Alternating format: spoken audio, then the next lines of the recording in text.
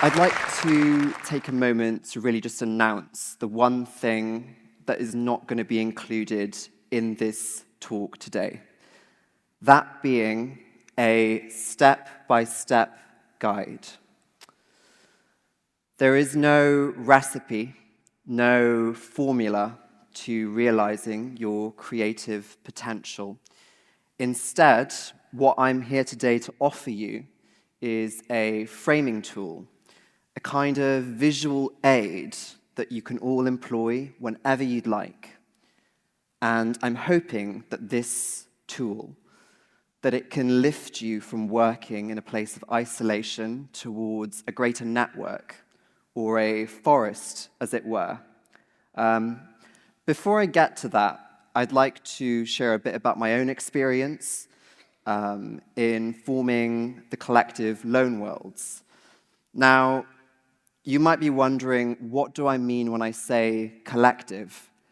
And it's really simple. So for me, my own definition, a collective is a group of people who work together to achieve a shared vision or goal.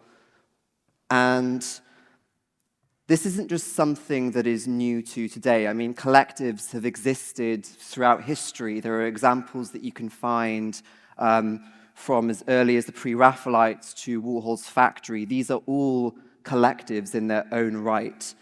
But, of course, today I'm here to talk about my own experience and the collective that I'm really proud to be a part of and how it helped me realize my own creative potential. So let's go back in time. Pre-cost of living crisis, post-toilet paper crisis. A time where we were all at home yearning for a shared social experience that didn't include the words Zoom quiz. Thank you, I wrote that one myself. Really, it was a time of creative frustration, and myself and my collective's co-director, Grace, we were university students at the time, just when the pandemic hit, so we had our studies affected. And this was really annoying, and it made us think, we'd had this experience taken away from us. How could we challenge what was happening to the creative industry? So we were able to join forces with ourselves and with a group of friends that we'd known from university and further afield, and we put on a physical end-of-year exhibition as we didn't get our final end-of-year show.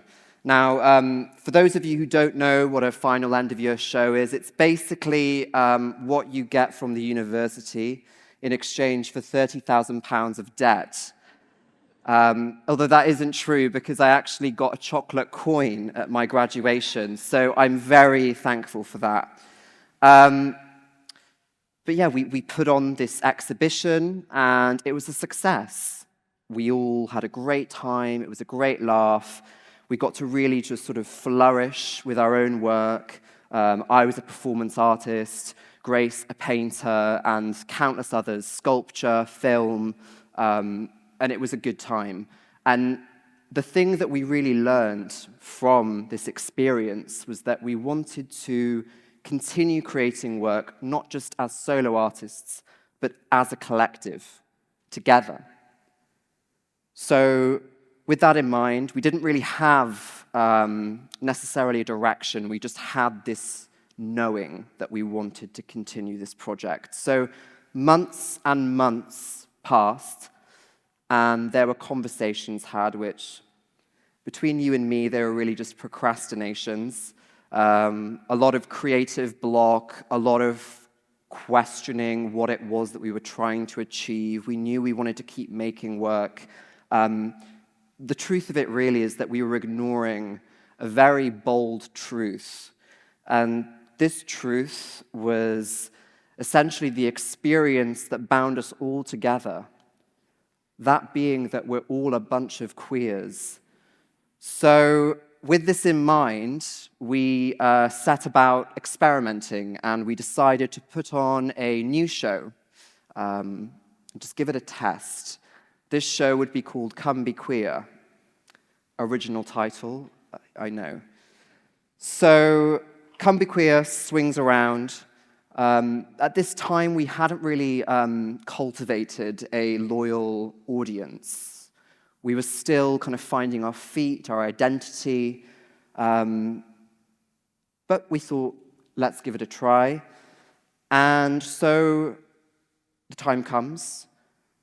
The show itself, it was cash on the door, so no idea of turnout. And really, the audience we expected for it was like maybe a crowd of 20, which consists of your mates that you've harassed into coming to the show.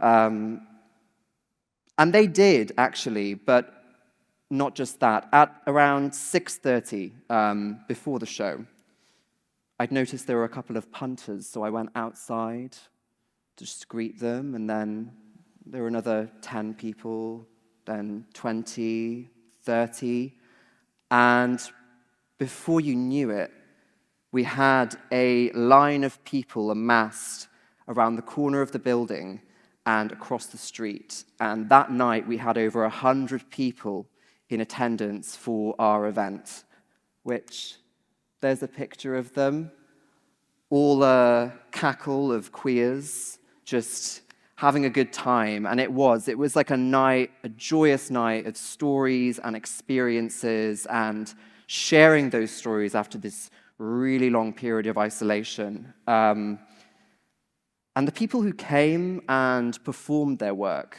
I presume that they were people who'd probably written their poetry that they were performing in isolation. So they were kind of coming into this space, and they were of all experiences, but there was this sense of, they were like authors. They had this authorship to their work. And when you think of an author, you might think of someone who makes in isolation. You might think of a painter or a sculptor. And with this in mind, perhaps you might think that their creative process ends with that final brushstroke, that final word. But the furthest thing couldn't be from the truth, because that night, their work was enlivened by the response in that room. And they realized their creative potential from that response. So I've just brought up that term again, creative potential. How is it that you can realize your own creative potential? So I'm going to share with you. I would like for you all to take a moment and envision a forest. And in this forest, there are countless trees all around you. Imagine that you are one of these many, many trees in the forest, with your own corner, your own patch of land, standing tall, flourishing in this space. You have your roots tethered to the earth. Now, we might think that from this surface level, everything kind of feels quite isolated with our tree. It's independent. There's a distance between us and all of the other trees. And I do believe that this is probably how a lot of us creatives feel about the creative process on a conscious kind of surface level. We feel very self-contained in our spot of the forest. And we have our roots, and they sink into the earth. And that's how we sustain ourselves. We absorb nutrients from this earth, and these nutrients, they're like information, which for an artist is like inspiration to their work. So, I mean, at this point, maybe you're thinking, okay, where's the argument? You know, we can sustain ourselves. But is this system that we have in place, is it entirely dependable? And my answer is no.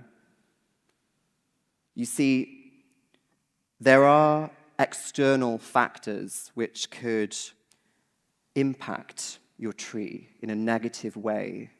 These could be financial, social, and these factors, they they can almost act like this metaphorical blight on our tree. And this blight, it can open a space which can invite depression, and this can potentially devastate your creative life. So, where do we go from there? How can our tree survive if it's blighted, if it's suffering, if we're stagnant, there's no growth? There is something, there is a key to this forest. Because the roots beneath your tree, they intermingle and interact with the roots of all of the other trees in the forest. In nature, this is known as a mycorrhizal network. It's essentially a network that consists of roots and fungi. And these roots and fungi in nature, they send information to the tree's nutrients to help support. If one tree is weak, another tree comes to its aid. And this really is the spirit of the forest. It's about this relationship of give and take. And if you are struggling, that there is a support network.